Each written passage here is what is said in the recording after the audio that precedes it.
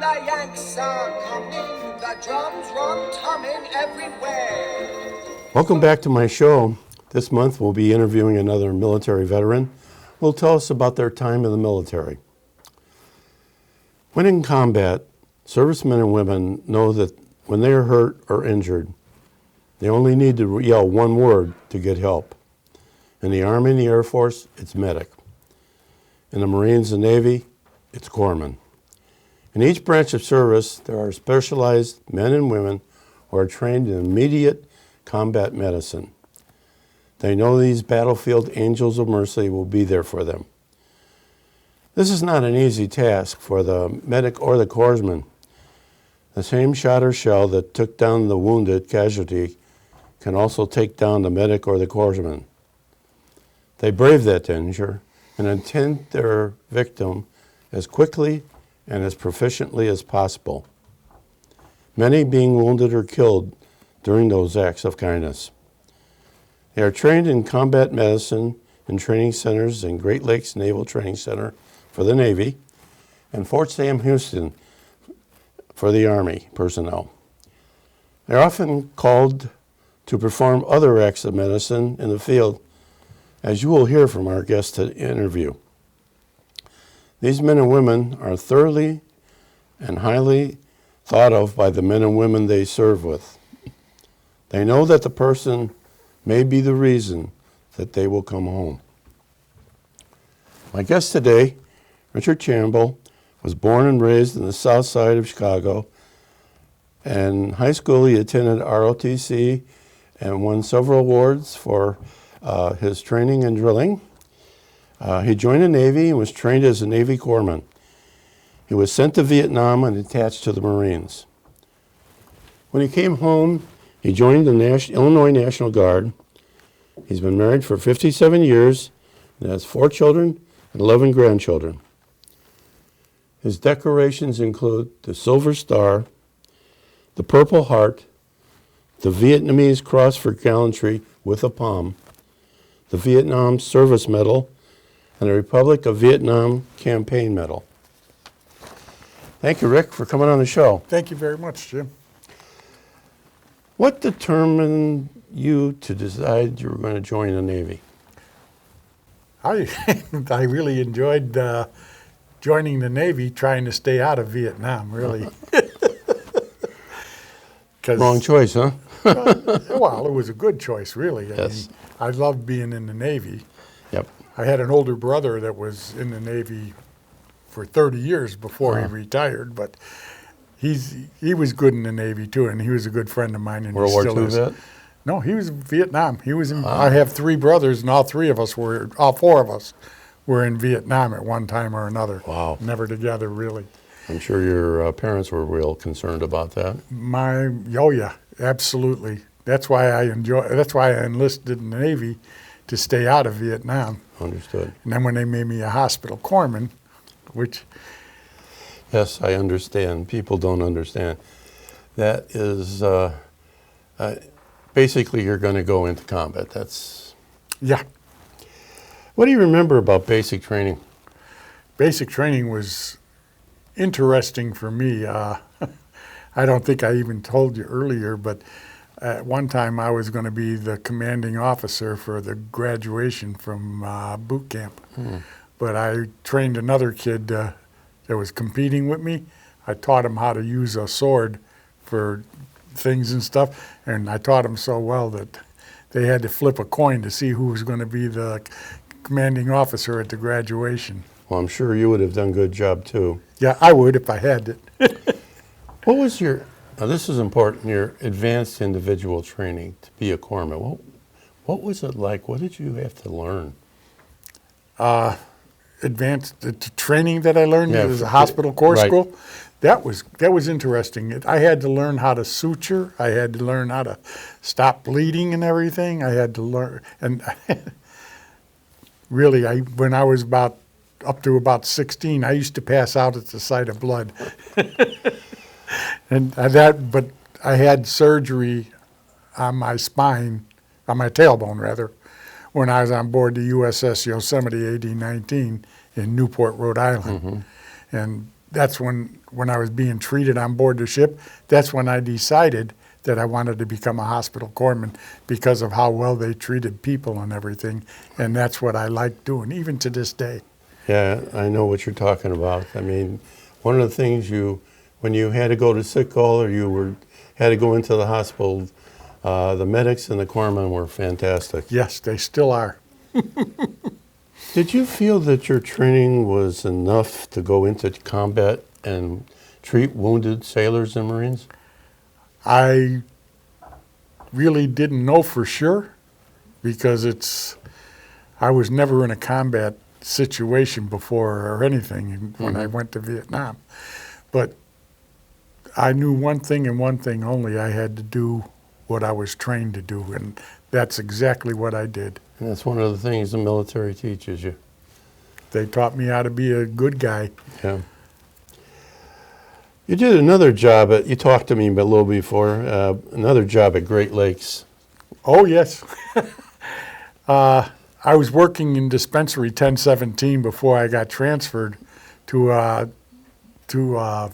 fire department with ambulances. There were like 4 of us there, and I was the senior medical, E5. Right. And I did 24 hours on and 48 hours off. And there was one time when I helped deliver a baby. I thought we were going to get him to the hospital before the baby came out. What? Yeah. It was only supposed to be about a 10-minute drive.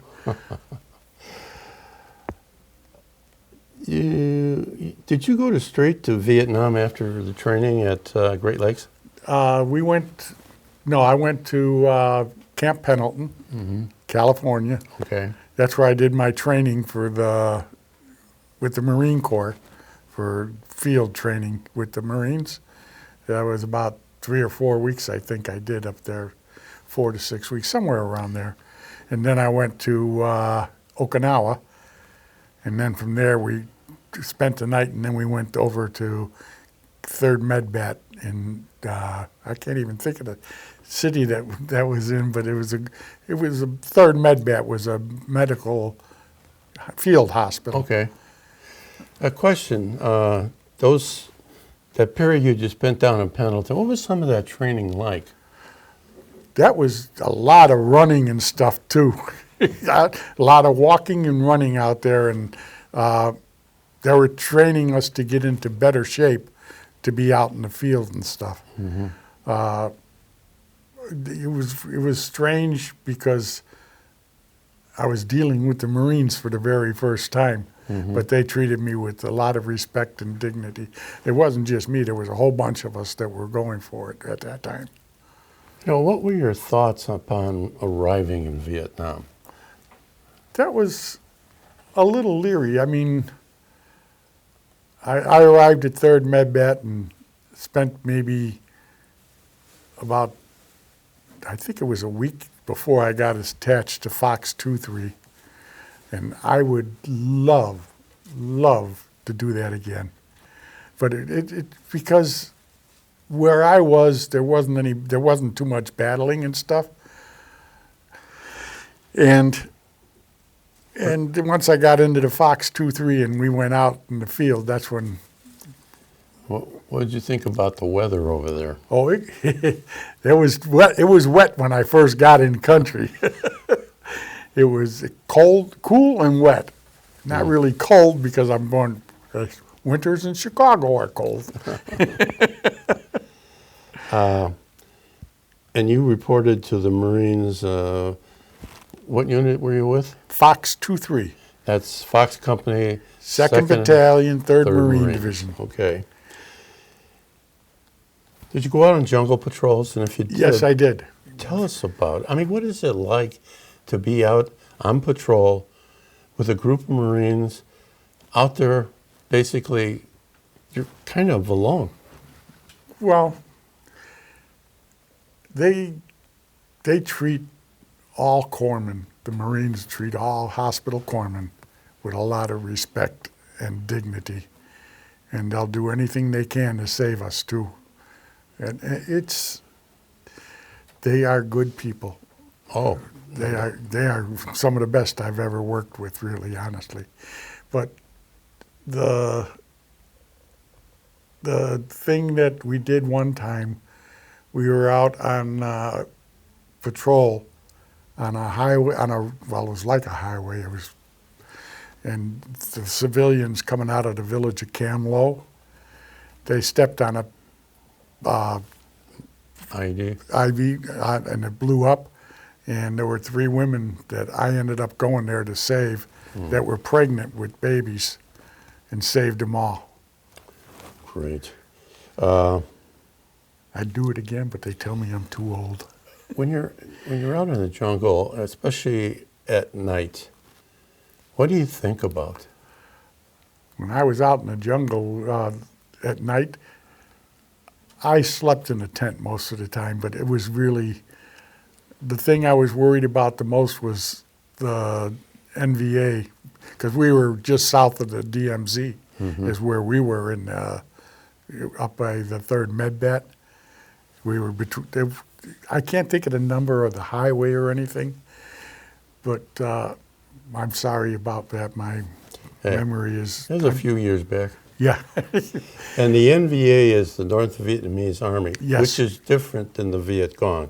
They are well-trained, Yes. and they're tough fighters. Yeah, we ran into a whole company of NVA that were dug in, and they had, I think it was almost like a camp there that was really well built, and they were hitting us with grenades and RPGs? yeah, oh yeah, and weapons. And the first Marine that went down, I had to run over there and take him and carry him off the field.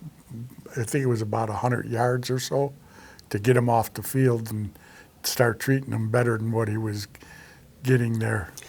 I'm sure when you're out there and you're treating them, you're not thinking about they're still shooting. Oh, they were. They were still shooting and throwing grenades and shooting grenades and stuff like that too. Yeah, it was scary, but that's what I was trained to do. Understood. What was base camp like? What was Base the camp? conditions? I mean, you're out in the jungle and you're out in the field, and then you come to base camp, and what's the change of attitude? What's it like? Base camp was totally different. The Navy base camp? Oh yeah, that was totally different than what I was doing now. With the Marines, it was totally different. It was mostly classes and stuff, but in between when you're marching from one place to another, and then I was working in boot camp too for once I graduated from the medical training school. Were you at any of the Marines base camps? No, I was at Camp Pendleton twice. No, I meant in Nam. Oh, in Nam. Not really. I was with the 3rd Medbat, and when I wasn't with 3rd Medbat, I was out Back in the field. hospital, yeah. With in fact, when I was wounded, they had me working in I didn't tell you, but they had me working in a library, so I wouldn't have to stand up with my legs and everything. What memories do you have about being a corpsman in Nam? I heard you said you delivered some babies, and then you told us about the ladies that got hurt. Yeah, the civilians were coming out to work in the fields, coming out of the village of Campbell, and they were coming out and stepped on the landmine, and that's when we went and saw the 3 women. Well, I saw. There were two of us medics out there trying to save as many of them as we could. And the 3 women that I saw, they were pregnant probably. They were probably going to just go out and do some light work or something. But when they were pretty well wounded, but not really serious, and it was enough where I helped them save them babies, so that they're about 50 years old now, Yeah. if maybe even older, because they were born in '69. Did you have a lot of interaction with the Vietnamese civilians? The Vietnamese people, they really liked the 3rd Medbat and everything, and they liked the Marines and stuff in that area because we treated them with a lot of respect too. They, in my opinion, when I was there, the ones that I worked with in our Fox 2-3, they were terrific people, and they were good with the civilians, treating them and everything too. Right. You were awarded the Silver Star. Can you tell us a little bit about this action? The Silver Star action? Yes. When I got to, Silver Star. when I got it, Yeah. that was at Great. No, when you earned it. Oh, that was when I was. I can't even think of the name of the thing that we were on. It's on that paper Right. there. But I was wounded, and I stayed out there. Well, the Marines were getting hit, and I was trying to take them. When they get hit, I'd run to them and try and try and save them. And I did a good job. I think I only lost one that I'm aware of, George the Greek, and he was a good friend of mine, and that hurt me. He died in my arm, and then I stayed out there because I was the only hospital corpsman there. Because the other one that was with me, he had to go back and take tests for an advancement in his promotion. He had to pass the test in the Navy. So he was gone for 3 or 4 days before they came back. And I stayed out there until they sent another corpsman to relieve me because I still had wounded Marines that I was treating out in the field. If you don't mind, I'm going to read the award certificate. Okay. Thank you very much. The President of the United States of America takes pleasure in presenting the Silver Star to Hospital Corpsman, 3rd Class, Richard A. Campbell, United States Navy, for conspicuous gallantry and intrepidity in action while serving as a corpsman attached to F Company, 2nd Battalion, 3rd Marines, 3rd Marine Division. In connection with the combat operations in the enemy in the Vietnam Republic on 7 August 1969, during Operation Idaho Canyon, Petty Officer Campbell was accompanied by a platoon moving up a hill northwest. Grenade and small arms and automatic weapons fire from the company-sized North Vietnamese Army force occupying a well-concealed bunker complex, wounding several Marines. Quickly moving to the point element, he observed the fallen Marines lying in dangerously exposed position. With a complete disregard for his own safety, Petty Officer Campbell fearlessly moved across the fire-swept terrain to reach the wounded. Undaunted by the enemy rounds impacting all around him, he gallantly remained in this precarious position to expertly administer first aid and then assisted in moving the casualties in covered positions. Although wounded while caring for the casualties, Petty Officer Campbell boldly carried the wounded approximately 100 yards through intense North Vietnamese fire. The wounds of the Marines in the battle area, when the North Vietnamese soldier rushed his position, reacting instantly, Petty Officer Campbell drew his pistol and killed the hostile soldier. Despite his painful wounds, he continued to aid the casualties and would not submit to medical evacuation until he was relieved by another corpsman. By his dauntless courage, bold initiative, and unwavering devotion to duty in the face of great personal danger, Petty Officer Campbell inspired all who observed him and upheld the highest tradition of the Marine Corps and to the United States Navy. Thank you. Congratulations. God bless you. You reading that makes me feel even better. And I'd do it again, but they tell me I'm too old. You know, I know the Marines usually call a corpsman Doc, but you told me that you didn't want to be called Doc or corpsman. No, I didn't because what I was taught when I got there was that the North Vietnamese and the Viet Cong, they always say, Corpsman up, or Doc. And I wouldn't let them say that to me. I had them call me, I can't even remember, I think it was Rick. Just call me Rick or Soupy because of my last name of Campbell. Yes, I had a soupy in one of my units too. How'd you feel about coming home? Well, that was great to be home. Believe me, when I got to California, and then I was going to have to switch from one plane to another to get back to Chicago. That's when I was walking through the airport, I got spit on and called a baby killer and everything. I helped save 3 babies. Yeah. Unfortunately, the people back home, you know, most of us were kids of World War II parents or some of our families. And when our country called us, even if we were drafted, we understood that we needed to answer that call. And they didn't understand that. When you came back home, you joined the Illinois National Guard after your enlistment in the Navy. What made you decide that? My wife, when we got home, she ended up getting pregnant and having twins right away. She was working and I was working, but she couldn't go back to work because she had the twins right away. So I had to get another job. I was working for Eastman Kodak at that point too, back here in the States. Right.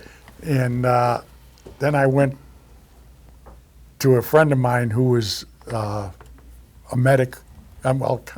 He wasn't. Yeah, he's a medic in the Army National Guard. He talked me into joining him in the 3rd Medbat. No, well, wait, what was it called? It was on Kedzie and North Avenue. I can't think of the name of the unit, but it was a field hospital. Right. And it was, from what I was told at that time, it was one of the worst units in the National Guard.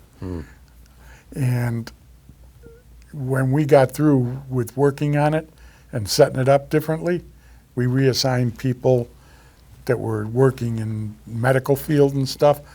We reassigned them and moved everything around, and we ended up being one of the best ones in state of Illinois field hospitals. And when we went to Campbell in Kentucky. Right, Fort Campbell. Fort Campbell, thank you. My memory's still giving me problems, but Fort Campbell, Kentucky, they thought we were one of the best field hospitals that they had ever seen come down there. You know, people, I do a lot of talking, go to different places and speak and that, and I always talk about the men and women who served.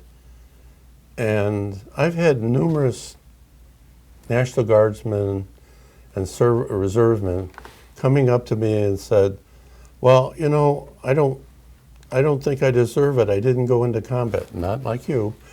But you know what? The National Guard is important to this country, and so are the reserves. And in fact, now, a lot of the Guard and National Reserve units are over in the Middle East. But the thing is, when there's a national disaster in this country, who's the first ones there? It's the Guard. When there's a disaster, when there's a flood, it's Guardsmen. So I don't look down on Guardsmen. They're to me, they're servicemen and women. Yes, they are. I agree, and I'm glad I did it too. It's kept me active in the medical field. Right.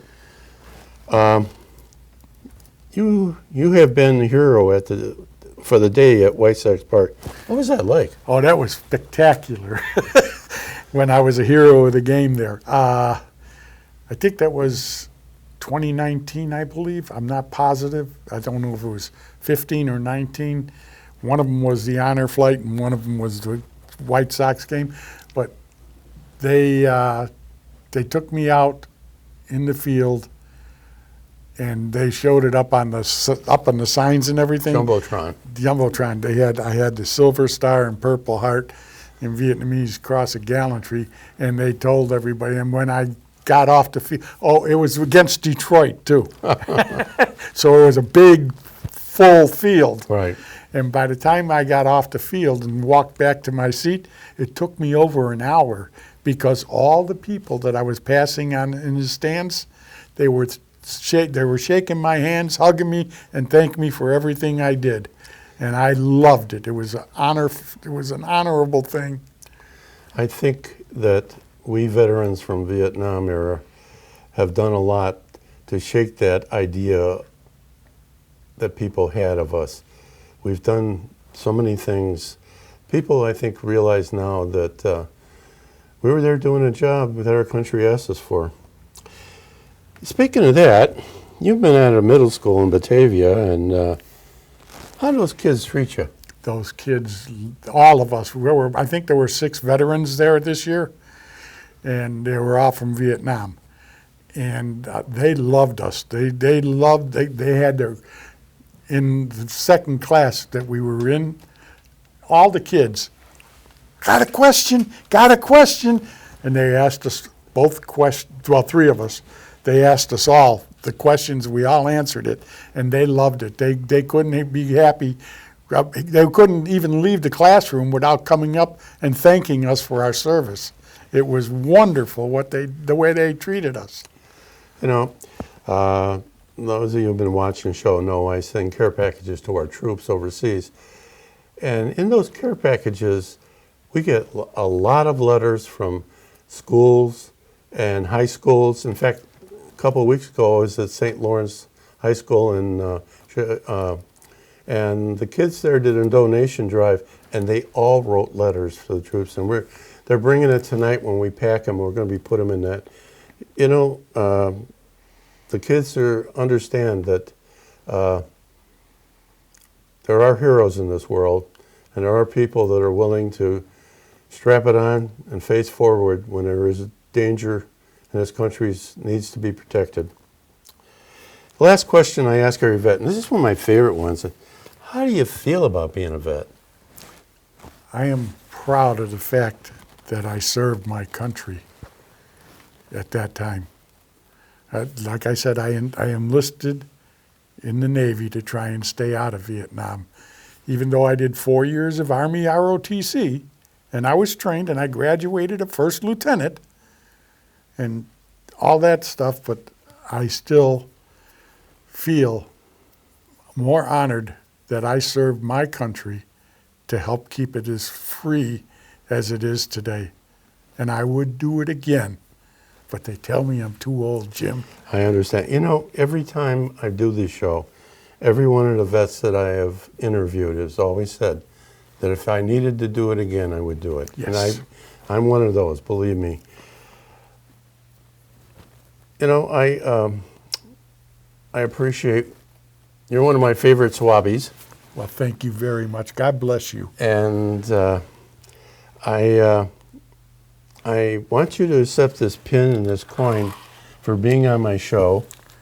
I'm honored. Me too, believe me. Believe me, I'm honored that you did this for me.